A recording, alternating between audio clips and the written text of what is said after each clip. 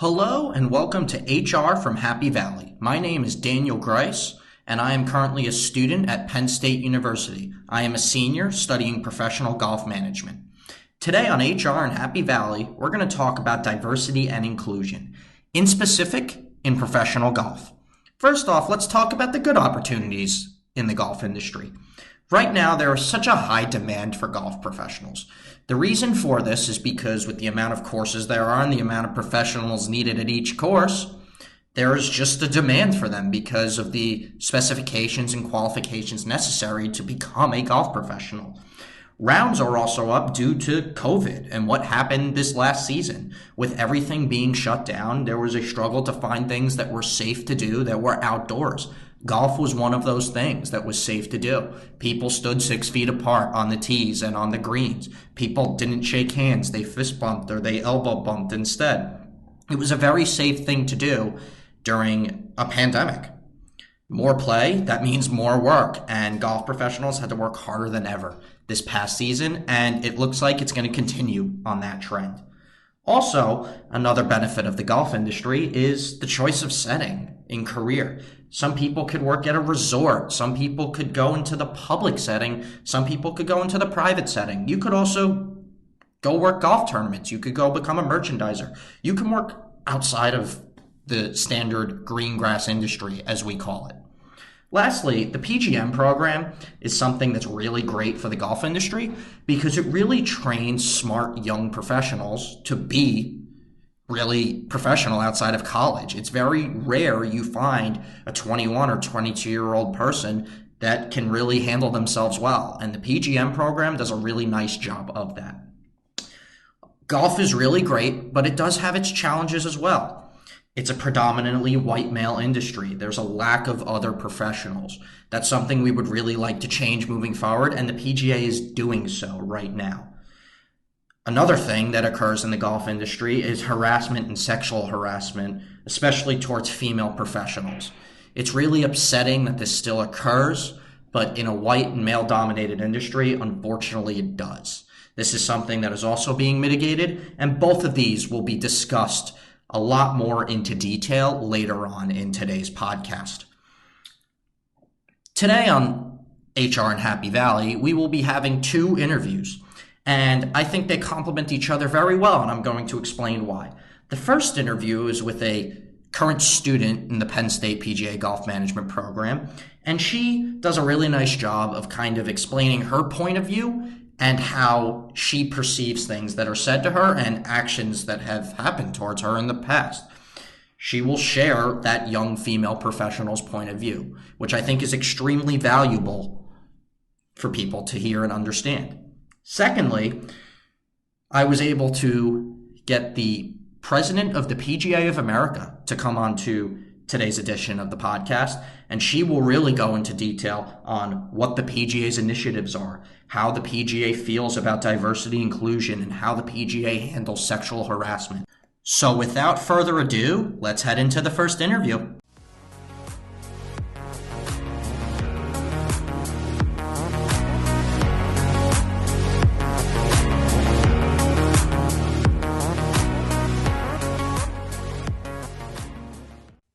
And coming up now for our first interview, I have a good friend of mine, and she's currently a sophomore in the Penn State PGA Golf Management Program.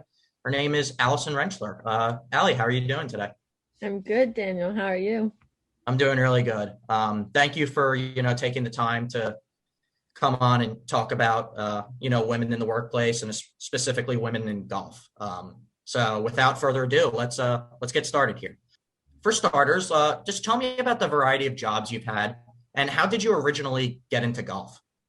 I started working at a local golf course, Golden Oaks Golf Club, where I actually did my first internship last year in the summer. And then now I currently work at the Penn State golf courses. And I started that July, right before my freshman year of college. So still working there and loving it. And Awesome. How I got into golf. So I actually went to a lot of golf camps when I was younger. And the one thing that really pushed me to make this something was I think I won like a long drive contest surprisingly because I hit it so short when I was younger. um, and I actually, that's where I met Andy Miller, who's the teaching director at Ledge Rock now. And I've just been with him ever since. And that was when I was like 7 or 8 years old. And so he's really the one that pushed me to make this something. So here we are. So moving into, what we're going to really discuss today. And before we get into like the issue of sexual harassment or just harassment in general, which is like certainly a problem in any industry, what ways do you think golf is favorable towards women? So I was thinking about this question a lot, and I think it's favorable in the fact that golf really wants women involved. They really just want to make it inclusive and everything. So I feel like all of the different women leagues and just going the extra mile to get the women's opinions at clubs and just pushing to get more women involved. I think that's what makes it favorable because like they expect men, not expect men to play golf, but like they already got men, like they're fine. But the females, they're really trying to push for females. So I think just golf facilities pushing for females and getting excited when more female members are coming up, I think that's what makes it favorable because it almost makes it more special in a way. Like they're excited to have you, if that makes sense. Yeah, totally. And like I've noticed that where I've worked too, like especially the women members, they really like kind of, working with someone of their own gender and Mm-hmm. having someone that like understands them better, Mm-hmm. like just kind of helping them out. So I couldn't agree more with that. Now let's kind of flip the script here a little bit. And what have you observed to happening to women in the golf industry in regard to harassment or sexual harassment? And from your past experience, is it similar or different from anything you have previously witnessed? Regarding sexual harassment, I haven't seen anything personally like 101 straight sexual harassment, but more verbal harassment, more verbal sexism harassment, if that makes sense. Yeah. That happens a lot. Um, for example, regarding past experiences, like if I would answer a phone call, some men or some members just wouldn't want to ask me the question because I'm a female in the golf industry, and it's just so heavily favored men that men should answer the question, if that makes sense. So it's not like the sexual, like physical harassment, it's the verbal, like you can't do this, if that makes sense. I mean, I understand where you're coming from.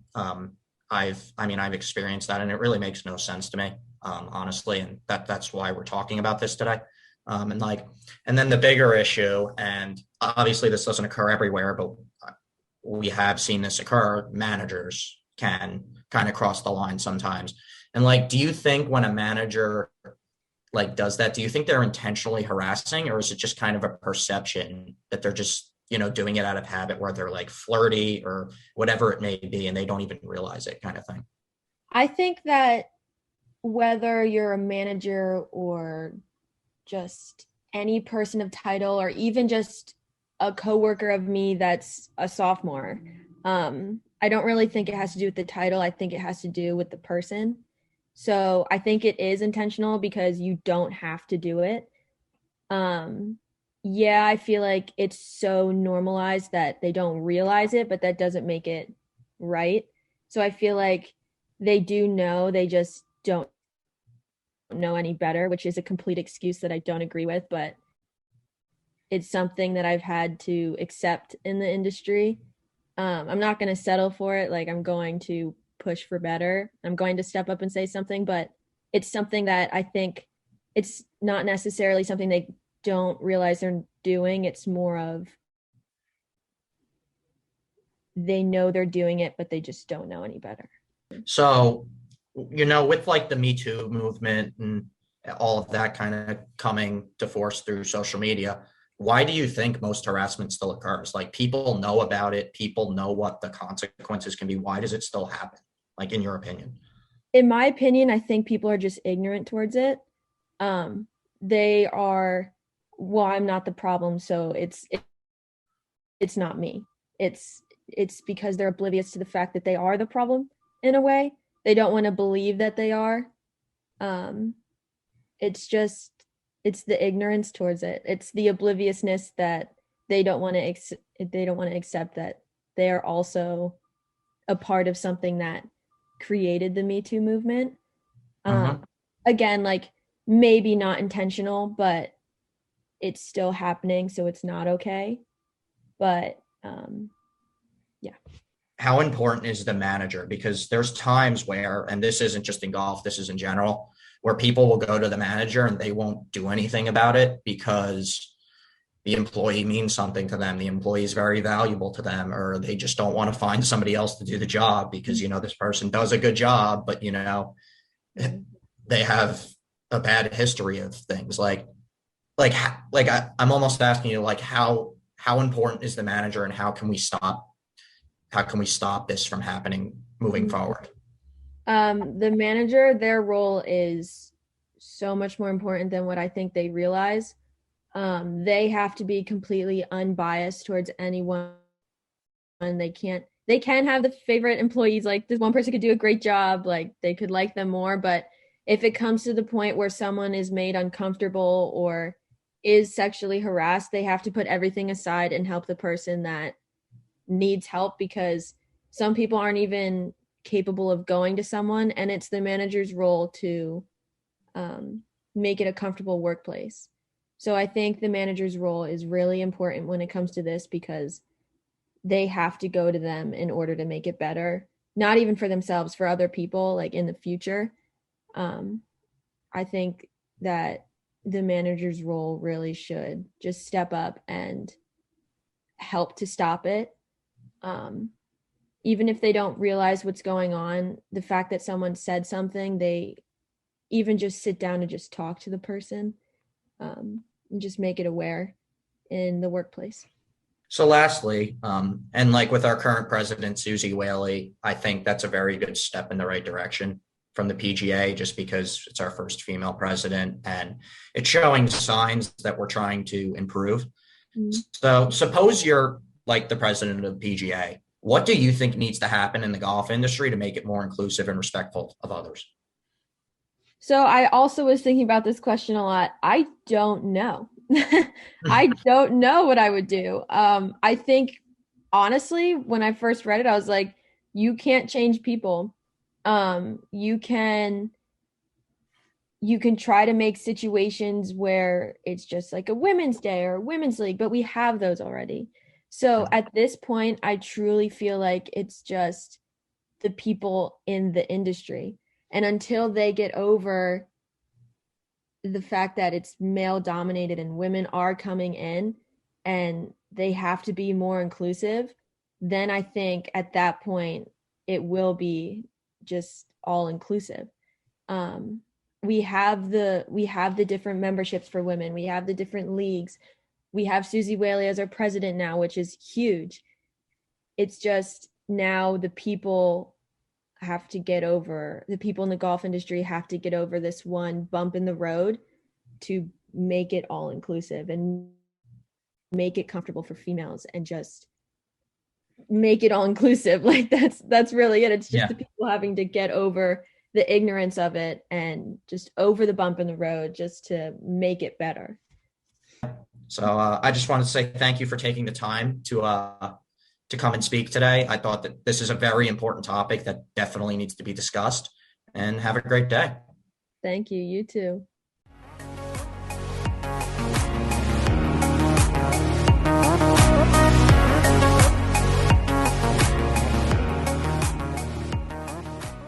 I just wanted to say thank you again to Allie for taking the time to sit down with me and talk about such a serious topic. It's really important that we understand what she was saying. We have to understand her point of view, and we have to understand that sometimes mistakes are made. And as long as people are willing to own up to their mistakes and go to their manager and the manager do something about it, we will be okay. The golf industry is taking so many strides in the correct direction right now. And yeah, there's always a few bad apples out there. But as long as we all do our part, we're striving and going in the right place. So now, to segue into the next portion of our podcast, I brought on the president of the PGA of America. Her name is Susie Whaley. Susie came on and was willing to share with me so many valuable things that are occurring at the PGA's headquarters that they're doing for all 29,000 professionals out in the United States.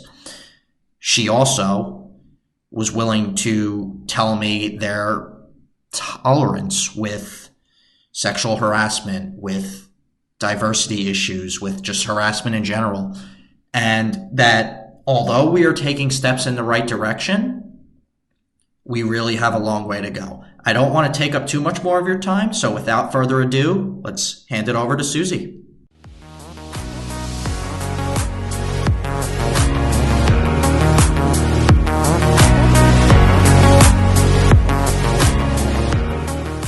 I'm honored to have the first woman ever elected as an officer of the PGA and the first female president of the PGA, Ms. Susie Whaley. How are you today? I'm good. Thanks for having me. I'm excited to chat with you. Thank you for coming on. I really appreciate you taking the time. So without further ado, let's kind of get started here. So tell me about how you first got into the game of golf and how did that kind of lead to where you are today? Yeah, I was a big athlete. I grew up in Syracuse, New York. I know a small town called DeWitt, and mostly we skied there because of the weather. We played golf about 4 months of the year. But my mom was the avid golfer in our family and was looking for a pal to play with. And she introduced me to the game. Well, actually, the boys from the swimming pool introduced me to the game as I went over to hit balls in the range. And my mom was thrilled to find me there and asked me if I liked it. And that was kind of the start of our journey. I loved it probably in the beginning because I got one-on-one time with my mom on the golf course. And she was a professor at Syracuse University, but also had a great eye for the game. She avid student of the game. Her best handicap was probably about a 16.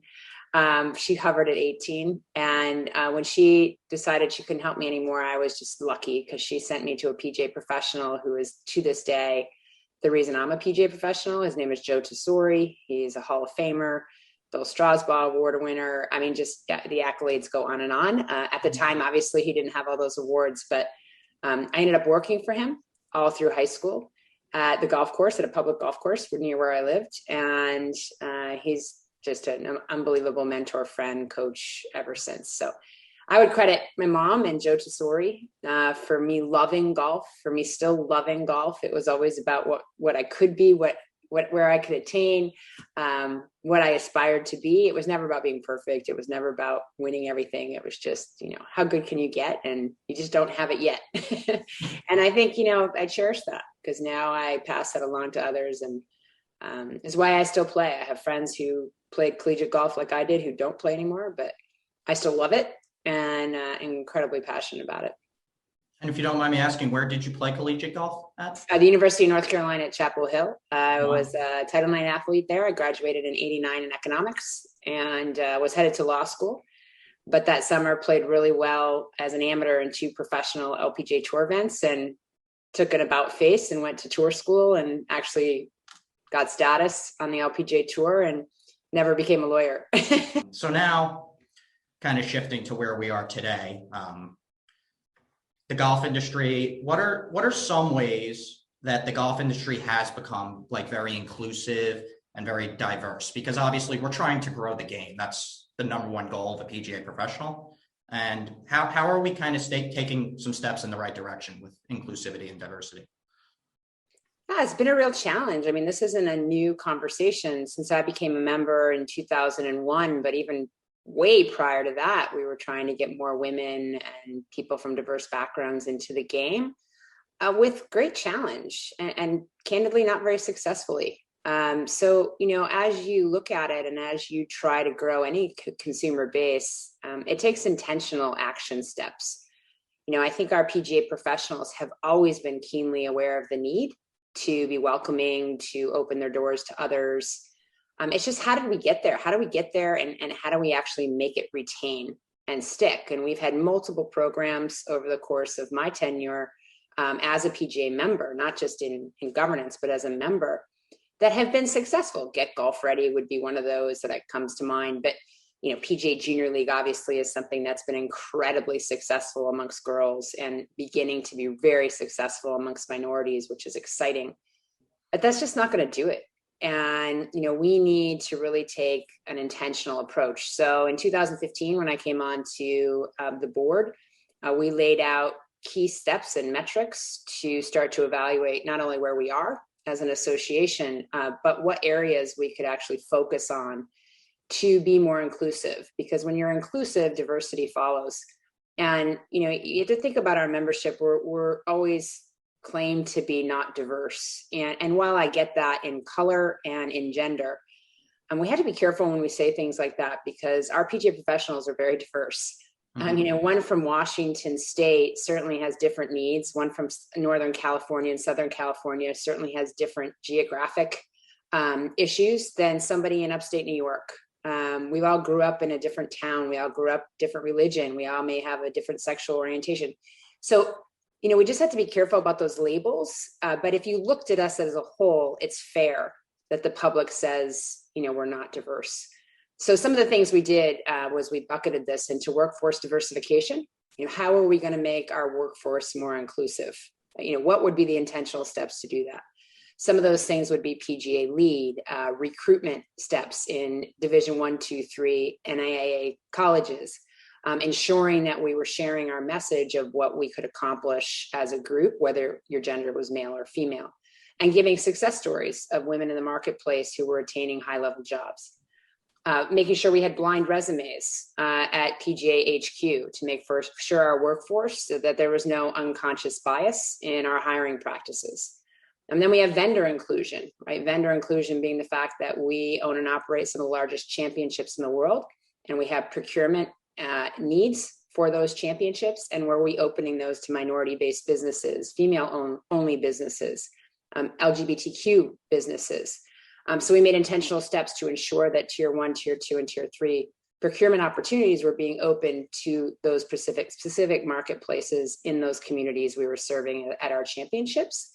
And then certainly the consumer. We're obviously looking very much to grow the game and to make the game a for-all activity.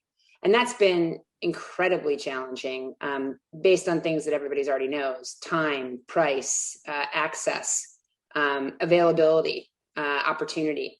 And so what we've done with our foundation, which is exciting, is for workforce diversification, we have PGA Works, which is really grown. We have 17 fellowships now across the country that are paid opportunities for those that have graduated from college who maybe never played the game from a minority background. We have PGA Junior League, which we already talked about. We have PGA Hope, which is certainly giving us an opportunity to be inclusive in the physically challenged space amongst veterans. And now we have a place to play, which is the opportunity to provide access that's granted to facilities, municipals specifically, to help them offer programming, equipment, play to those that can't afford it. And then, of course, education and awareness. So it's a topic that I am incredibly passionate about and could give you a gazillion examples of what we're trying to accomplish. I can tell you during my tenure as an officer, we aren't even close to where we need to be. This is going to take all 29,000 members to buy in, which in my opinion, every member I've ever met understands that this is a business proposition. It's not only the right thing to do, but this is good for all of our business. And as such, they're taking their own steps locally, which is really where the rubber meets the road. It's locally that we're going to make this change. It's not from the national level, but the more support we can give to our PGA professionals, the more education, the more awareness of unconscious bias and the opportunity for growth and success and return on investment for what you're putting in, so that you're seen as a valuable person at that position in that marketplace, then we're going to hit a home run. But we've got a ways to go. I think one of the most compelling things that we did too, amongst many, is our partnerships with minority-based groups, but also with a company called Jopwell, which is an imagery company. And if you think back to 2014, which I don't even know if you're in, like, what were you, a junior in high school? You might not remember this, but most golf publications and digital media and television, the only time you saw a female in any golf publication was in a clothing ad. It had nothing to do with who we were as professionals, what we did in the employment space, the fact that we were PGA professionals that went through the same education. I could go on endlessly, but those weren't the images people were seeing. So if you were a young woman who was looking to the golf industry, an $85 billion industry, as a career, you didn't see yourself in that career. And so typically you moved on to something else. And so that partnership has been really important, so that those of us that weren't, and there's many early adopters that will walk into a room that don't look like anybody else in the room, whether it's female, male, or somebody of color. There's others who like to see themselves in the room and feel far more comfortable in the room when they can see themselves. And we need to get there.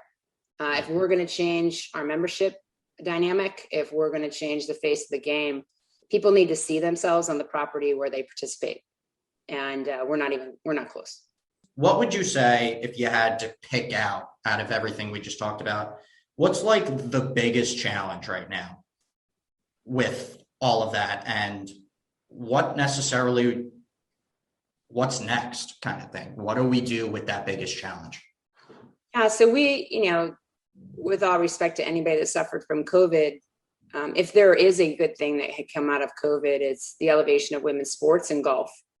And so as our tee sheets are swamped and full, as our lesson tees are overbooked, which is wonderful for our PGA professionals, looking fast forward, how do we retain that instead of saying, oh, we had 1 million new and we lost 1 million?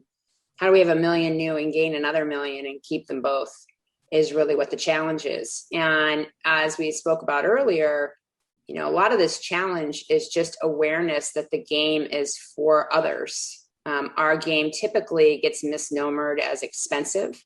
The average rate to play 18 holes in the country is $35. I'm not here to say that's not expensive for a family. Some families that might be very expensive, but in general, the perception is we're far more expensive than that. The other perception is that we're all private, that golf is a enclosed game. It is not a game that's open, when in fact 75% of the facilities in the United States are public. Only 1/4 are private. And when you tell people those stats, they are a little incredulous. They didn't think that. When you also tell them that most facilities have rental clubs, that you can wear sneakers and yoga pants, that you can come from work and enjoy putting on the putting green at no charge. And if you wanted to stay later and be with friends at that facility for a quick bite, you could do that too. I think as we educate and make aware on channels other than golf, we typically always advertise to the world on golf channels and digital channels that have to do with golf. We need to outreach to channels that we don't have that market already. Our core customer is our best customer, and I'm a huge advocate of that. We cannot ignore the fact that our core customer is playing 3 more times a week. And that's truly where those rounds are escalating. But we have this new contingent, and how do we keep them?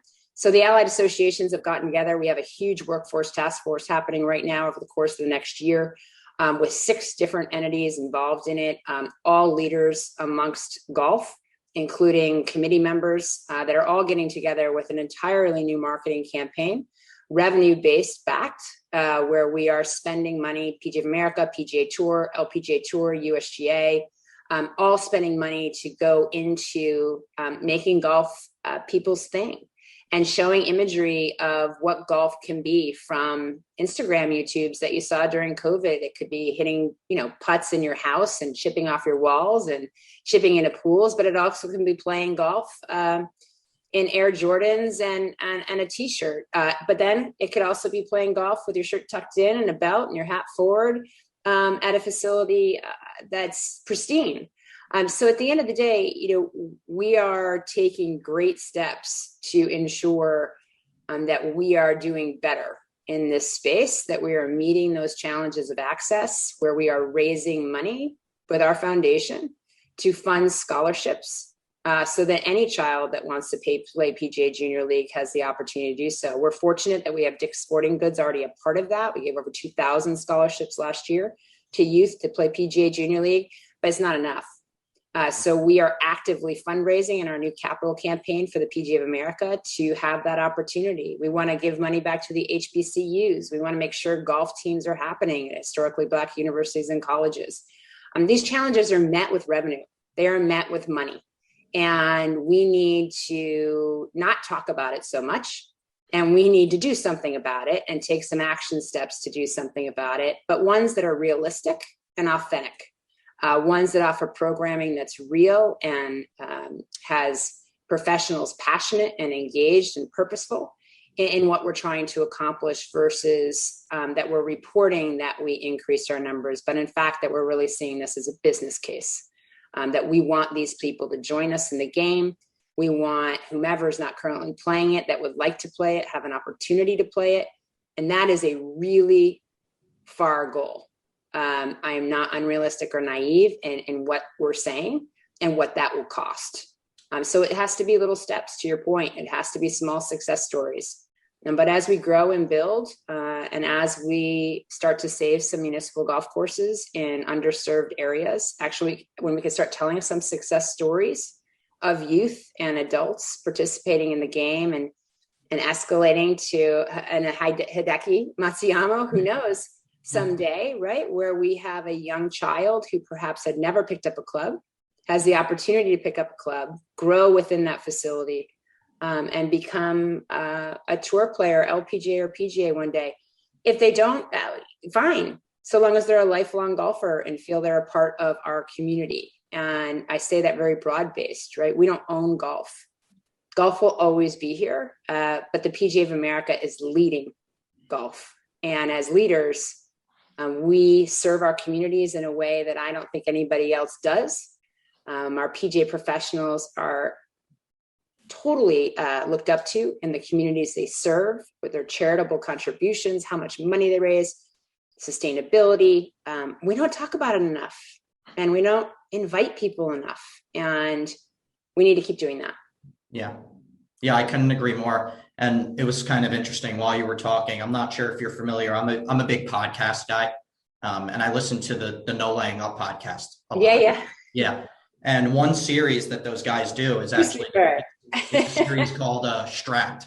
I'm not sure how familiar you are with it. Yeah. And it's where they kind of go and they, everyone has this perception of I got to go play the Marions, the Oakmonts of the world. But these guys go to those areas of the municipal courses and you kind of see how golf brings these communities together in these underprivileged communities. And yeah, it kind of like really hit home with me when you said that, just because that's like who we're like targeting too. It's not just like you said, the person that, has their shirt tucked in, dress shirt, golf shirt with the hat forward. It's those, let's go play golf in gym shorts and Air Jordans. Yeah. Yeah. And I just, I know that I'm a traditional golf professional. I love 18 holes. I love everything traditional about the game. I love the manners and the integrity and all that. But who's to say golf can't be fun in a t-shirt? And why do I get to make that rule? Right? Exactly. So if you want to go play in a t-shirt, I understand private facilities setting rules because that's what makes them private. They can determine that. But the world needs to know, if you don't like wearing your shirt tucked in, there's plenty of places to love the game where you are welcomed and accepted as a part of that community. And I think it's really about us as leaders helping people navigate that, helping and welcoming them into the fold. Yeah, I couldn't agree more.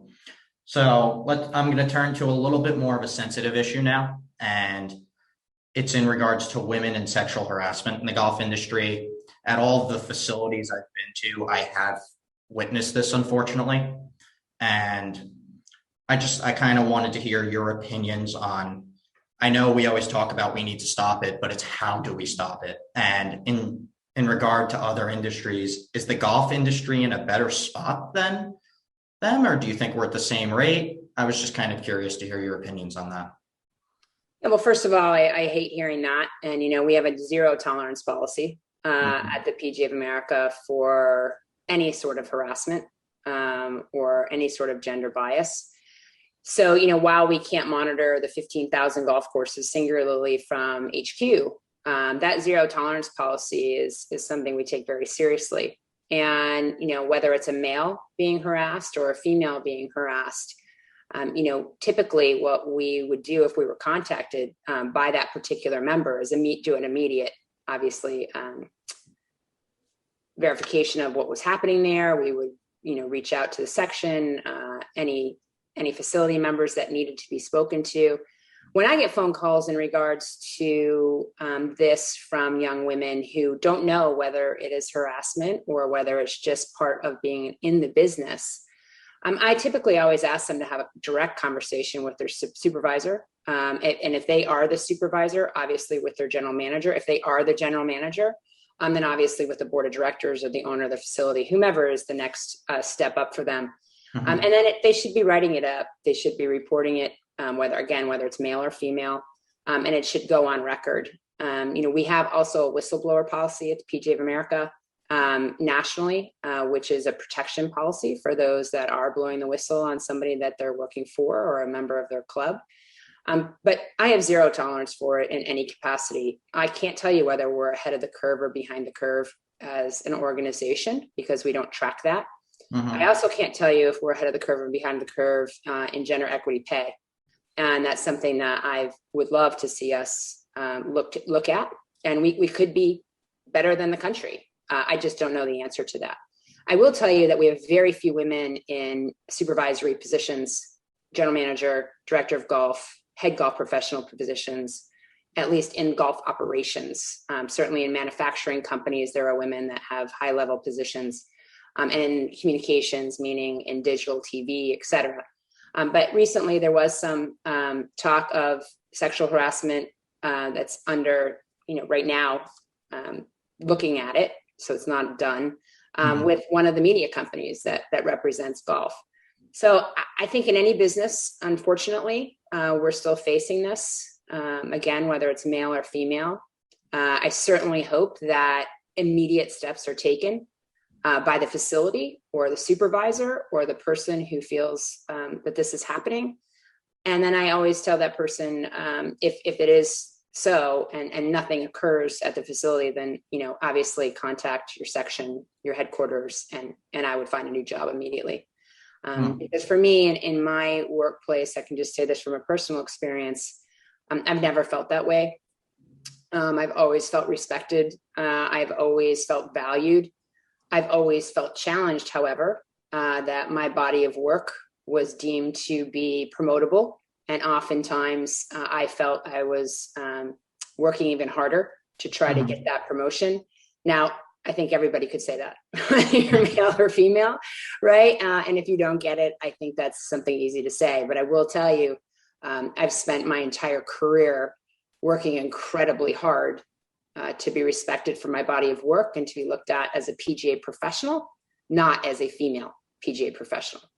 I think that's pretty obvious when you talk to me or when you look at me, that I'm a woman and I identify as such. So labeling when I've had the same education and I'm a master professional in our business, it really doesn't make sense why I'm always introduced as the female PGA professional. It should just be PGA professional. For, aspiring females that are in the PGA golf management programs or looking into that, what's your message to them?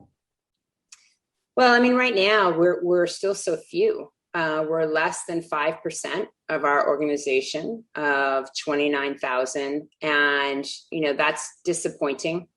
I can say that, there's probably a couple reasons for that. The women that come out of the PGM universities are just high-level scholars. We have that as fact. It's just data that we track and we know how successful they are through their academic pursuits. And as they get into our industry, what typically happens is they are, and again, this is a huge generalization, but if they go into golf operations, typically they are labeled as a teacher. And a teacher that would teach women and juniors. And keep in mind that most facilities, once they hire one female, think they've checked that box, right? You can have 8 males working in a golf facility, but if you have one woman, that's good, right? We have to change that mindset and that culture. That's a culture. And we have to have availability of women to hire. So there's plenty of PGA professionals that call me and say, Susie, I would love to have 4 women working in my golf shop. I don't have a criteria. I just can't find them. Mm-hmm. And I get that too. So I think, right now, the women coming out of your program have an enormous opportunity to pick and choose the career they'd like to work towards, to a facility they'd like to be a part of. If they don't want to be at a facility, if they want to go into some other endeavor with a company or a manufacturer or a property, they have that opportunity to get in the door being a female. I would tell you, though, that promotion level, the ability to oversee a revenue portion of those businesses, the ability to have the opportunity to run the tournaments and to be a part of the business continues to be a struggle for the young women I speak with, because they are put in a box of what they are supposed to like and what they are supposed to do. And I'm really not trying to make any PGA professional mad, because there's plenty that don't do this. Mm-hmm. But the ones I hear from, this is what's happening to them, and they leave the industry because they're incredibly bright, they're great players, and typically they realize very quickly their growth potential is limited in our industry. So we need more women that are in supervisory hiring positions to bring along women and grow. We need more men to allow women to take on revenue sides of the business so they learn them and they can be promotable. And it's our job as PGA professionals to do that. If they want to coach, which I love coaching. I love coaching women, juniors, men. Great. That I have that opportunity all the time. This is for women who are really looking to be a part of management, who are looking to be on the other side of the business, who love to coach too, but it's not all they love to do, or who perhaps don't want to coach and want to run a club. So we have to continue to allow those that work for us to grow and be really proud when they grow enough to get their own position and their own job. Keeping them at a position that is not challenging for them will never have them stay. Yeah. And I couldn't agree more. At the facilities I've worked at, I try not to look at them as a woman. I look at them as a golf professional and a coworker, and they do the job just as well, if not better, than our other coworkers. No, seriously. Well, it's your age group that's gonna make this change, right? It's you've grown up in a different time, which is fantastic, and you see it differently.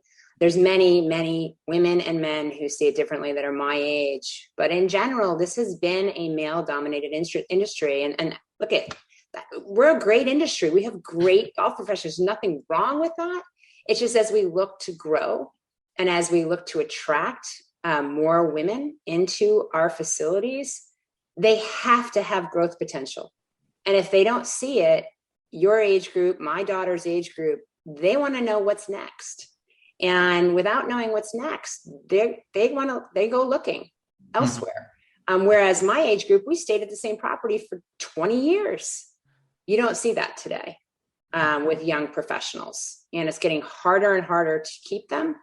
And it's getting harder and harder to attract the very best of the best.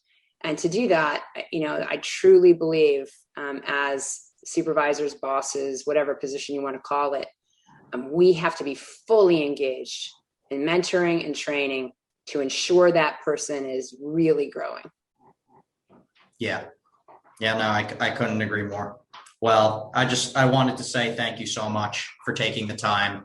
I was really intrigued by a lot of your answers that you said. There was a couple of things I didn't even know that the PGA was doing.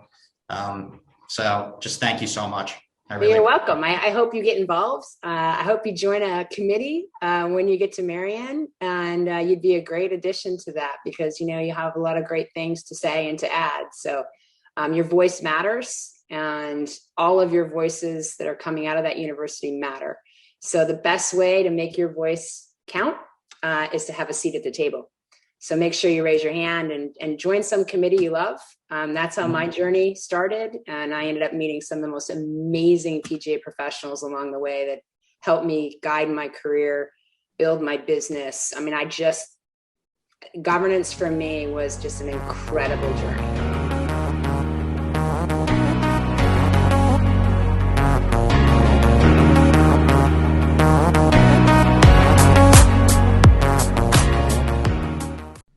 I just wanted to say thank you again to Miss Susie Whaley for taking the time to sit down with me for about a half hour and really just talk about the strides that the PGA is currently taking and how much they truly value this issue. And although we're not near where we need to be at this moment, that it is being looked into and that we will make it better down the line. It does come down to all 29,000 professionals and all 15,000 golf courses. Yeah, they might not be able to monitor each one of those courses, but it comes down to the person. Just like how Allie said in our first interview, it comes down to the people and the people really making that conscious effort to be better. I think the most important takeaway that I took out of Susie's interview was that we have so many great professionals in the PGA of America. Yes, we might be white and male dominated, but that doesn't mean we have bad professionals. And these professionals are the stepping stone for the younger generation. And yes, like Susie said, our generation is so important because we grew up differently. Everyone's so different. And we can really set the tone for what it means to be a hard worker, what it means to truly be a PGA professional. And yeah, through time, we really decide. And that will also decide where we are in diversity and inclusivity. It's important that we don't lose sight of who the main clientele of golf is. Yes, we have the private clubs where, although people may think that takes up a majority of the golf world, it does not.